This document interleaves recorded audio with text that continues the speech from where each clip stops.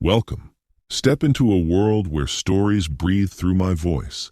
Leave everything behind, find your perfect spot, and let's begin. I had decided to spend a leisurely summer in Europe, concentrating, if at all, on genealogical research. I went first to Ireland, journeying to Kilkenny, where I unearthed a mine of legend and authentic lore concerning my remote Irish ancestors, the O'Brienons, chief of Idurch in the ancient kingdom of Ossory. The Brennans, as the name was later spelled, lost their estates in the British confiscation under Thomas Wentworth, Earl of Strafford. The thieving Earl, I am happy to report, was subsequently beheaded in the Tower. From Kilkenny, I travelled to London and then to Chesterfield in search of maternal ancestors, the Hobans, Wilkinsons, Seals, etc. Incomplete and fragmentary records left many great gaps, but my efforts were moderately successful, and at length I decided to go farther north and visit the vicinity of Chilton Castle, seat of Robert Chilton Payne, the 12th Earl of Chilton. My relationship to the Chilton Paynes was a most distant one, and yet there existed a tenuous thread of past connection, and I thought it would amuse me to glimpse the castle. Arriving in Wexwold, the tiny village near the castle, late in the afternoon, I engaged a room at the Inn of the Red Goose, the only one there was, unpacked and went down for a simple meal consisting of a small loaf, cheese and ale. By the time I finished this stark and yet satisfying repast, darkness had set in, and with it came wind and rain. I resigned myself to an evening at the inn. There was ale enough, and I was in no hurry to go anywhere. After writing a few letters, I went down and ordered a pint of ale. The tap room was almost deserted. The bartender, a stout gentleman who seemed forever on the point of falling asleep, was pleasant but taciturn, and at length I fell to musing on the strange and frightening legend of Chilton Castle. There were variations of the legend, and without doubt the original tale had been embroidered down the centuries, but the essential outline of the story concerned a secret room somewhere in the castle. It was said that this room contained a terrifying spectacle which the Chilton Paynes were obliged to keep hidden from the world. Only 3 persons were ever permitted to enter the room: the presiding Earl of Chilton, the Earl's male heir, and one other person designated by the Earl. Ordinarily, this person was the factor of Chilton Castle. The room was entered only once in a generation. Within 3 days after the male heir came of age, he was conducted to the secret room by the Earl and the factor. The room was then sealed and never opened again until the heir conducted his own son to the grisly chamber. According to the legend, the heir was never the same person again after entering the room. Invariably, he would become sombre and withdrawn. His countenance would acquire a brooding, apprehensive expression which nothing could long dispel. One of the earlier Earls of Chilton had gone completely mad and hurled himself from the turrets of the castle. Speculation about the contents of the secret room had continued for centuries. One version of the tale described the panic-stricken flight of the Gowers, with armed enemies hot on their flagging heels. Although there had been bad blood between the Chilton Paynes and the Gowers, in their desperation the Gowers begged for refuge at Chilton Castle. The Earl gave them entry, conducted them to a hidden room, and left with the promise that they would be shielded from their pursuers. The Earl kept his promise.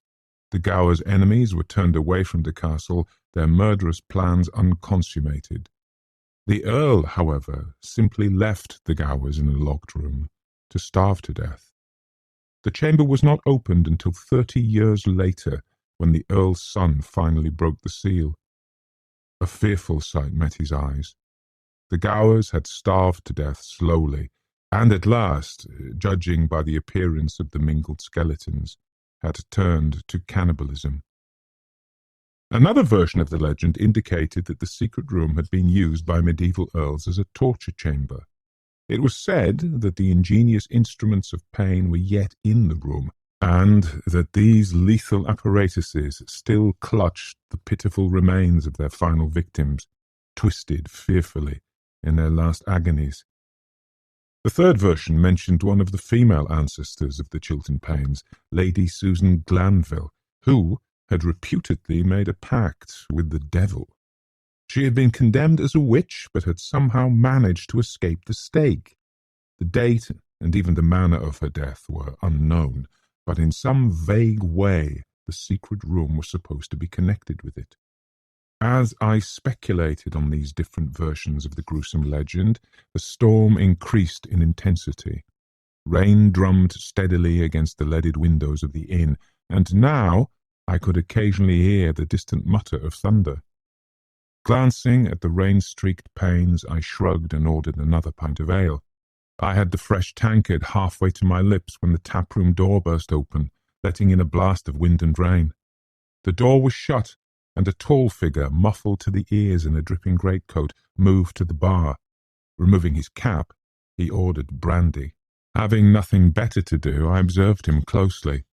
He looked about 70, grizzled and weather-worn, but wiry, with an appearance of toughness and determination. He was frowning, as if absorbed in thinking through some unpleasant problem, yet his cold blue eyes inspected me keenly for a brief but deliberate interval. I could not place him in a tidy niche. He might be a local farmer, and yet I did not think he was.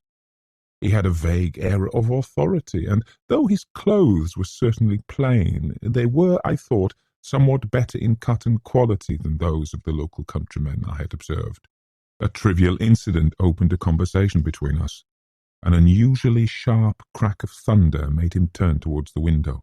As he did so, he accidentally brushed his wet cap on the floor. I retrieved it for him. He thanked me, and then we exchanged commonplace remarks about the weather.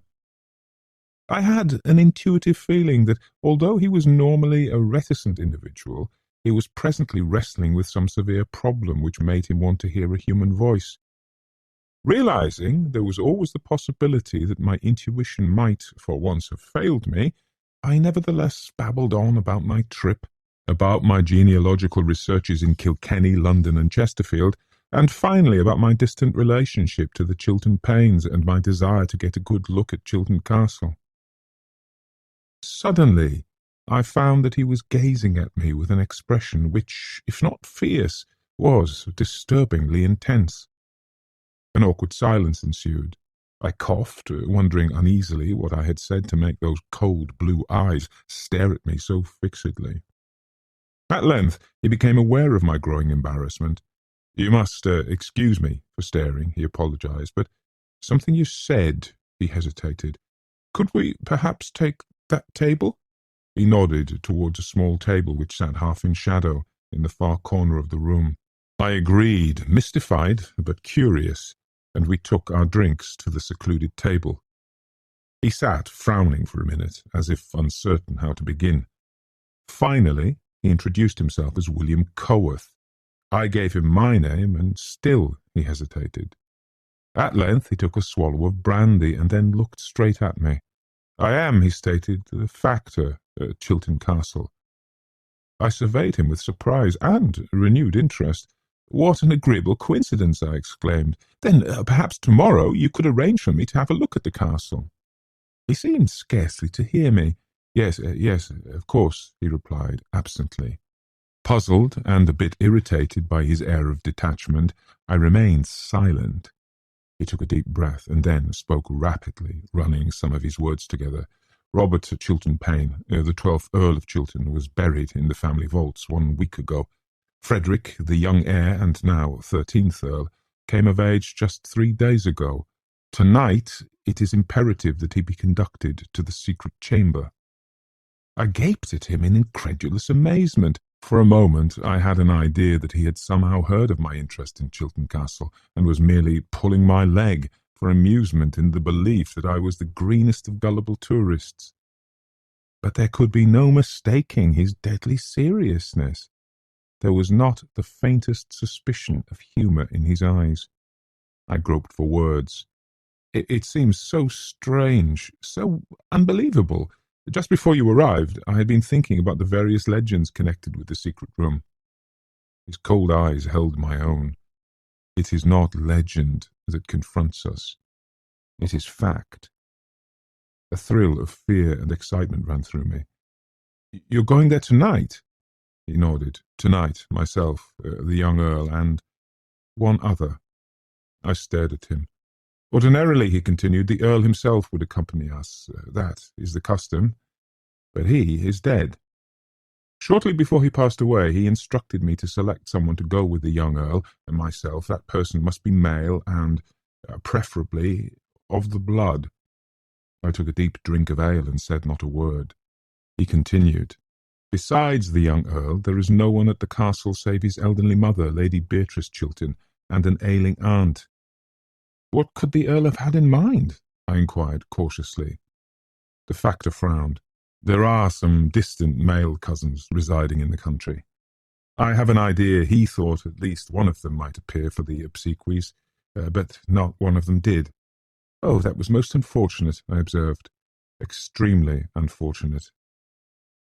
"And I am therefore asking you, as one of the blood, to accompany the young Earl and myself to the secret room tonight." I gulped like a bumpkin. Lightning flashed against the windows, and I could hear rain swishing along the stones outside. When feathers of ice stopped fluttering in my stomach, I managed to reply, "But my relationship is so very remote. I am of the blood, by courtesy only, you might say. The strain in me is so very diluted." He shrugged.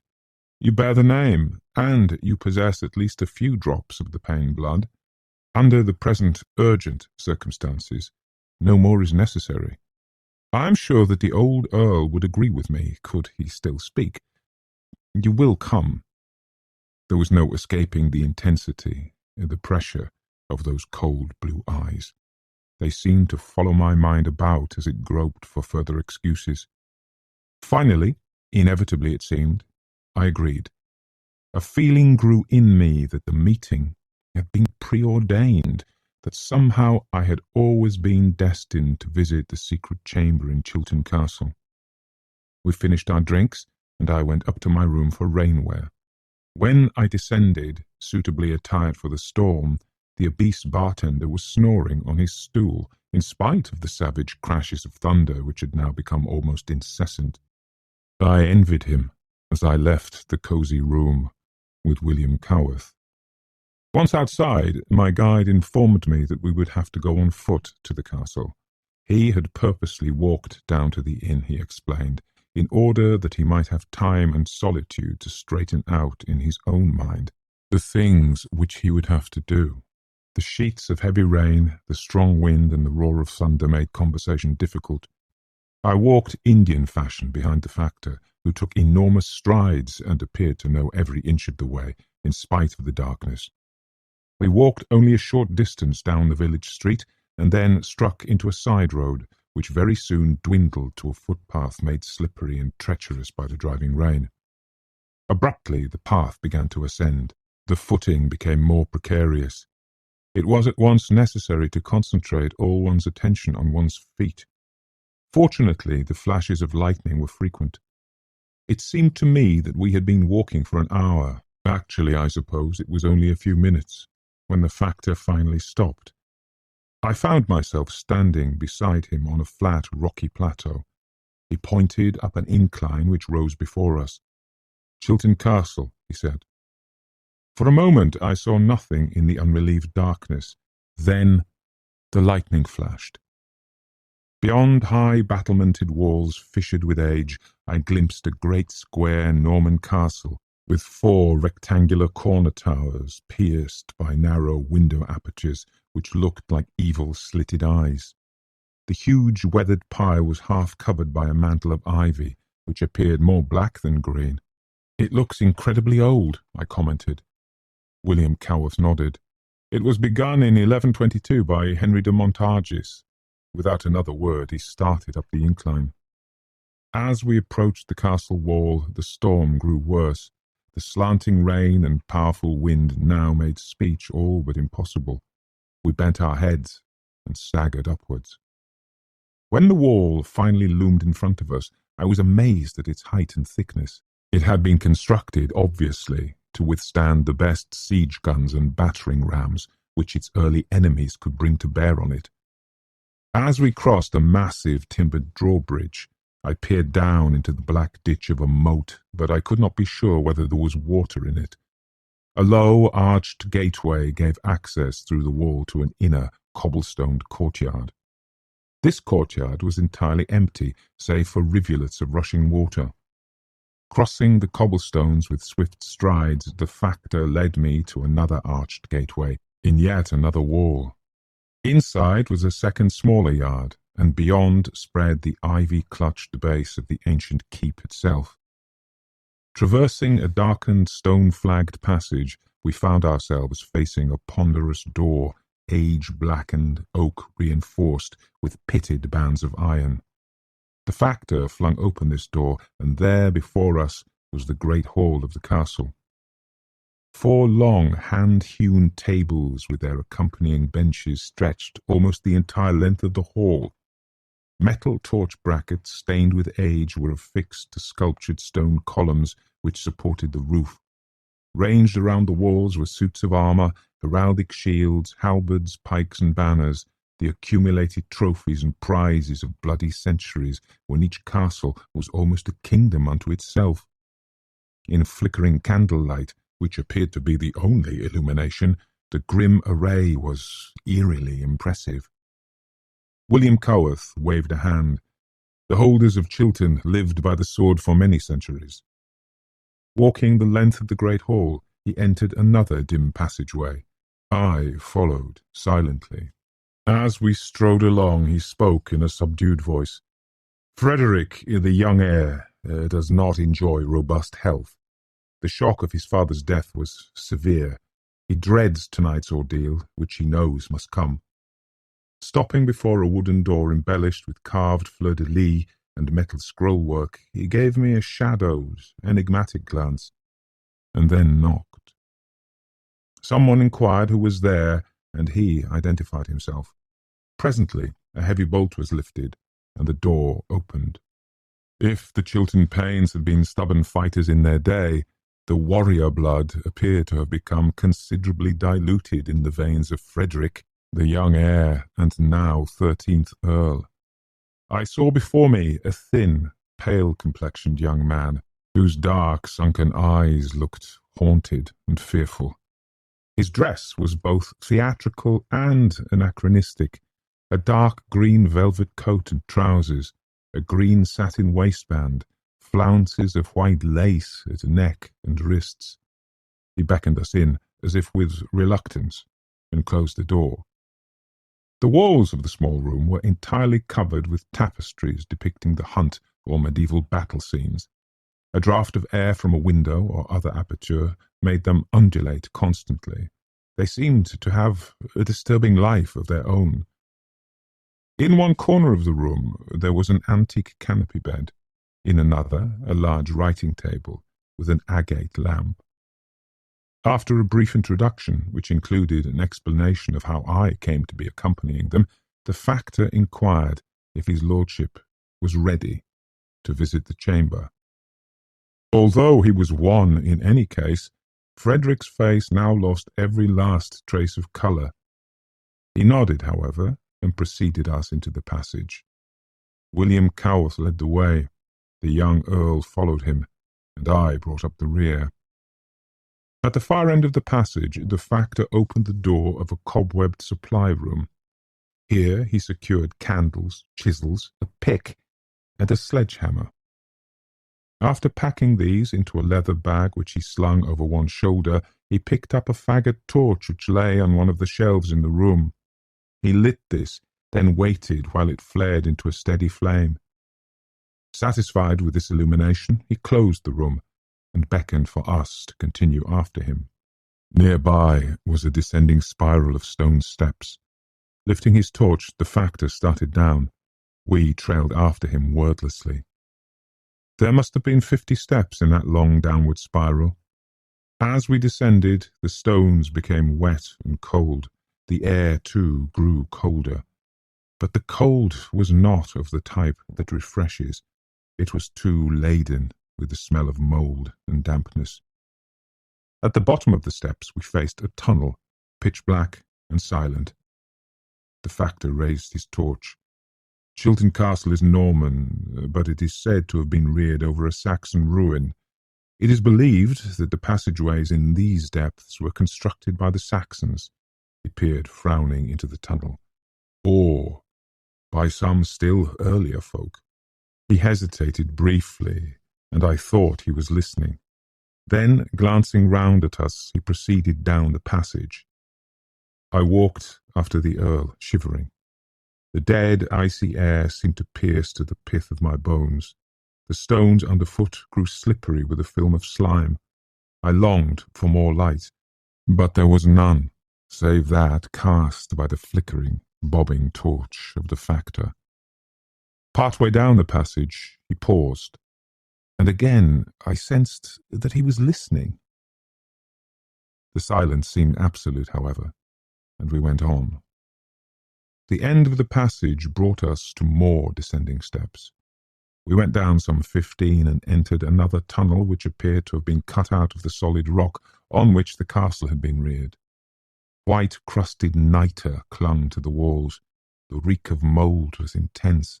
The icy air was fetid with some other odour, which I found peculiarly repellent, though I could not name it. At last the factor stopped, lifted his torch and slid the leather bag from his shoulder. I saw that we stood before a wall made of some kind of building stone. Though damp and stained with nitre, it was obviously of much more recent construction than anything we had previously encountered. Glancing round at us, William Coworth handed me the torch. "Keep a good hold on it, if you please. I have candles, but—" Leaving the sentence unfinished, he drew the pick from his sling bag and began an assault on the wall.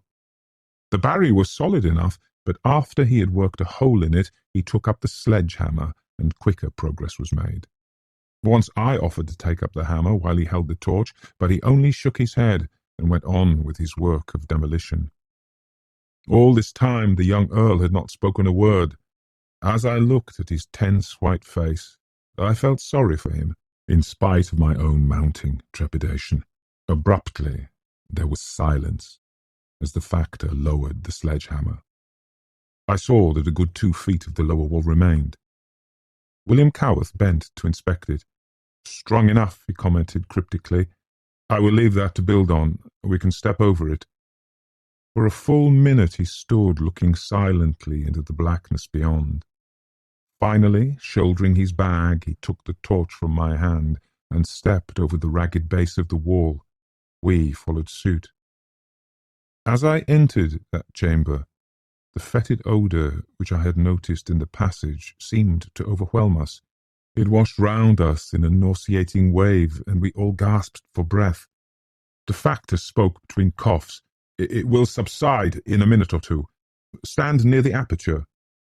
Although the reek remained repellently strong, we could at length breathe more freely. William Coworth lifted his torch and peered into the black depths of the chamber. Fearfully, I gazed around his shoulder. There was no sound, and at first I could see nothing but nitre-encrusted walls and wet stone floor. Presently, however, in a far corner, just beyond the flickering halo of the faggot torch, I saw 2 tiny, fiery spots of red. I tried to convince myself that they were 2 red jewels, 2 rubies shining in the torchlight. But I knew at once, I felt at once, what they were. They were 2 red eyes, and they were watching us with a fierce, unwavering stare. The factor spoke softly. "Wait here." He crossed towards the corner, stopped halfway, and held out his torch at arm's length. For a moment he was silent. Finally he emitted a long, shuddering sigh. When he spoke again, his voice had changed. It was only a sepulchral whisper. "Come forward," he told us in that strange, hollow voice. I followed Frederick until we stood at either side of the factor. When I saw what crouched on a stone bench in that far corner, I felt sure that I would faint. My heart literally stopped beating for perceptible seconds. The blood left my extremities. I reeled with dizziness. I might have cried out, but my throat would not open. The entity which rested on that stone bench was like something that had crawled up out of hell. Piercing, malignant eyes proclaimed that it had a terrible life, and yet that life sustained itself in a black, shrunken, half-mummified body which resembled a disinterred corpse. A few mouldy rags clung to the cadaver-like frame. Wisps of white hair sprouted out of its ghastly grey-white skull. A red smear or blotch of some sort covered the wizened slit which served it as a mouth. It surveyed us with a malignancy which was beyond anything merely human.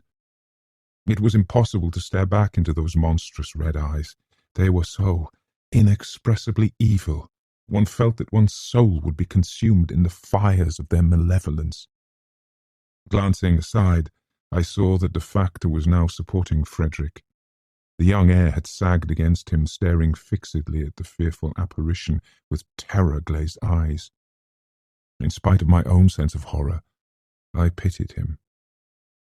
The factor sighed again, and then he spoke once more in that low, sepulchral voice.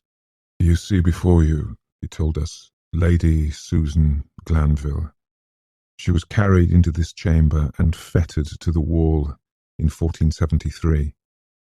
A thrill of horror coursed through me. I felt that we were in the presence of malign forces from the pit itself. To me, the hideous thing had appeared sexless, but at the sound of its name, the ghastly mockery of a grin contorted the puckered, red-smeared mouth. I noticed now for the first time that the monster actually was secured to the wall. The great double shackles were so blackened with age I had not noticed them before. The factor went on, as if he spoke by rote. Lady Glanville was a maternal ancestor of the Chilton Paynes. She had commerce with the devil. She was condemned as a witch, but escaped the stake. Finally, her own people forcibly overcame her. She was brought in here, fettered, and left to die." He was silent a moment, and then continued. "It was too late. She had already made a pact with the powers of darkness. It was an unspeakably evil thing, and it has condemned her issue to a life of torment and nightmare, a life of terror and dread." He swung his torch towards the black and red-eyed thing. "She was a beauty once.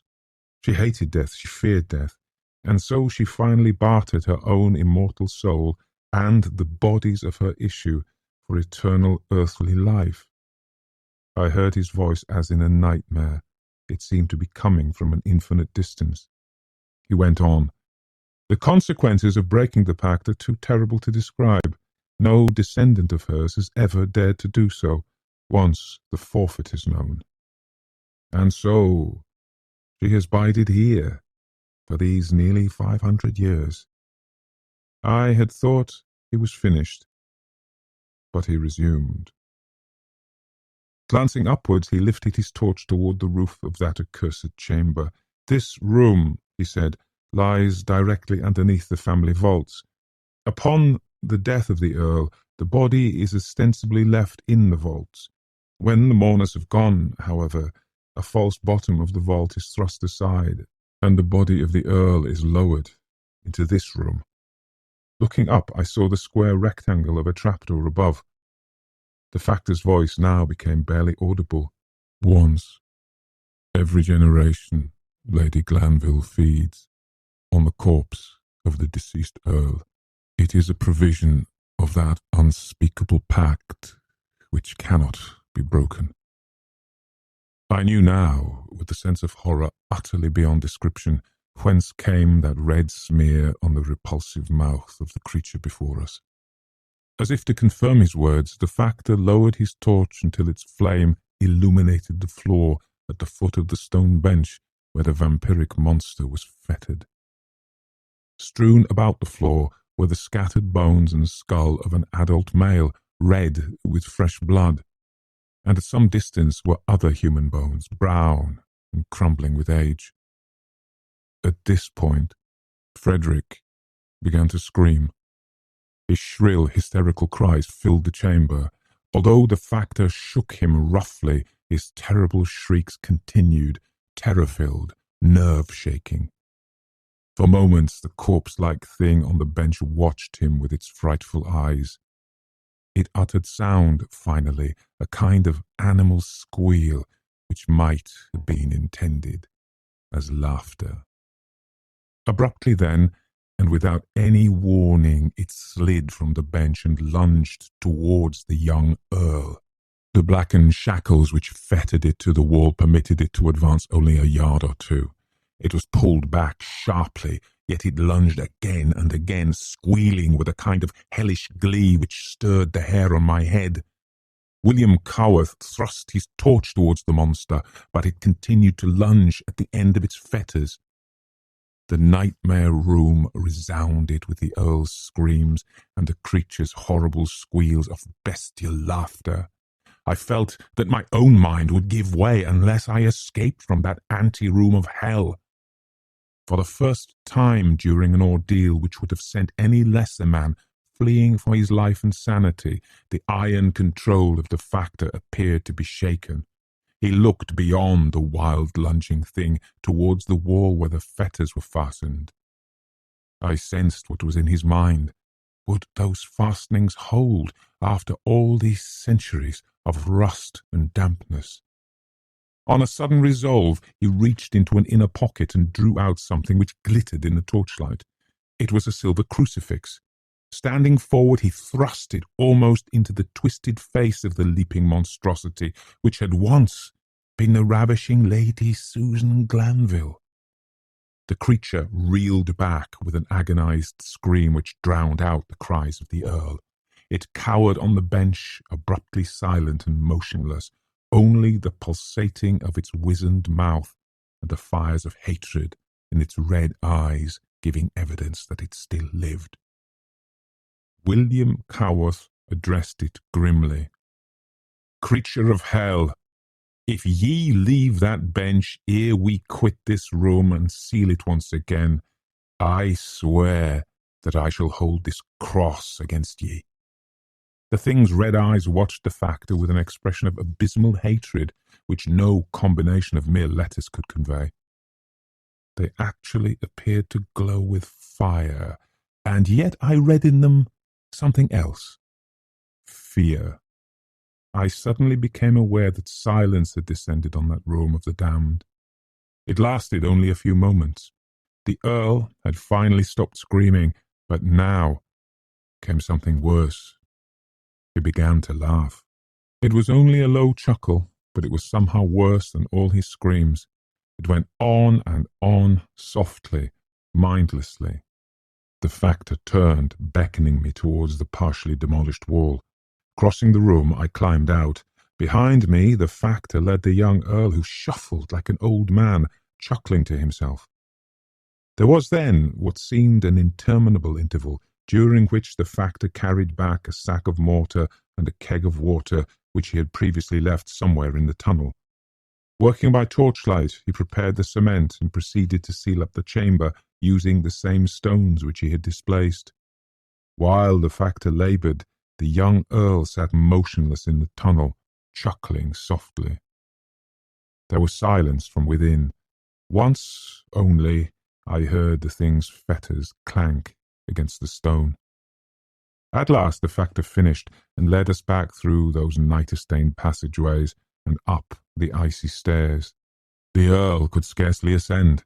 With difficulty the factor supported him from step to step. Back in his tapestry-panelled chamber, Frederick sat on his canopy bed and stared at the floor, laughing quietly. With horror I noticed that his black hair had actually turned grey. After persuading him to drink a glass of liquid, which I had no doubt contained a heavy dose of sedative, the factor managed to get him stretched out on the bed. William Coworth then led me to a nearby bedchamber. My impulse was to rush from that hellish pile without delay, but the storm still raged, and I was by no means sure I could find my way back to the village without a guide. The factor shook his head sadly. I fear his lordship is doomed to an early death. He was never strong, and tonight's events may have deranged his mind, may have weakened him beyond hope of recovery. I expressed my sympathy and horror. The factor's cold blue eyes held my own. "It may be," he said, "that in the event of the young earl's death, you, yourself, might be considered." He hesitated. "Might be considered," he finally concluded, "as somewhat in line of succession." I wanted to hear no more. I gave him a curt good night, bolted the door after him, and tried, quite unsuccessfully, to salvage a few minutes' sleep. But sleep would not come. I had feverish visions of that red-eyed thing in the sealed chamber, escaping its fetters, breaking through the wall and crawling up those icy, slime-covered stairs. Even before dawn, I softly unbolted my door and, like a marauding thief, crept shivering through the cold passageways and the great deserted hall of the castle. Crossing the cobbled courtyard and the black moat, I scrambled down the incline towards the village. Long before noon, I was well on my way to London. Luck was with me. The next day, I was on a boat bound for the Atlantic run. I shall never return to England. I intend always to keep Chilton Castle and its permanent occupant at least an ocean away. I hope you felt every word of this journey, just as deeply as I felt telling it to you. If you want to stay part of the story, hit subscribe and ring the bell. Something even more captivating is already on its way. Until next time.